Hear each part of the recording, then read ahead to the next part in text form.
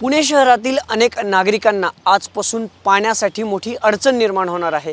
कारण शहरातील अनेक भागांचा पाणी पुरवठा जो आहे तो आजपासून विस्कळीत होणार आहे। खरं तर शहरातील अनेक भागांमध्ये जे आहे ते नव्या जलवाहिन्यांचे काम सुरू असल्यामुळे शहरातील अनेक भागांत जो आहे तो पाणी पुरवठा केवळ एक वेळ पाणी जे आहे ते सोडण्यात येणार आहे। अनेक भागांमध्ये शहरातील मुख्य पेठा असेल, ससून रुग्णालय परिसर असेल, तिथं अतिशय कमी दाबाने जो आहे तो पाणी पुरवठा होणार आहे। खरं तर समान पाणी पुरवठा योजनेअंतर्गत पर्वती टाकी, पर्वती जे जलवाहिनी केंद्र आहे तिथून ज्या नव्या जलवाहिन्या टाकण्याचं काम आहे ते सुरू झालेलं आहे। आणि त्यामुळे सॅलिसबरी पार्क असेल, महर्षी नगर असेल, स्वारगेट परिसर असेल, कात्रज परिसर असेल, या सर्व भागांमध्ये केवळ एक वेळ पाणी पुरवठा जो आहे तो पुणे महानगरपालिकेच्या पाणी पुरवठा विभागाकडून करण्यात येणार आहे।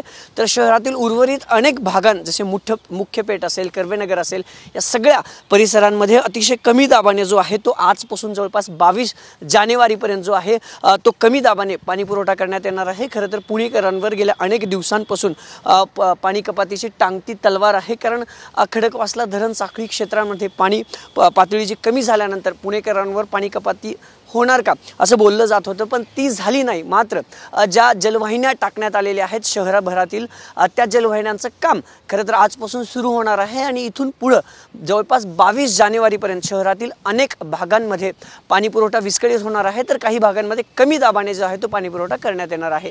कॅमेरा पर्सन अभिजित पिसेसह अभिजित पोते, TV9 मराठी, पुणे।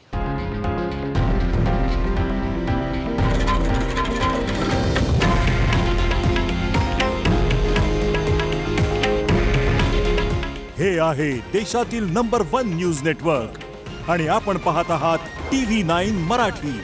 काळजी तुमची, हित महाराष्ट्राचं।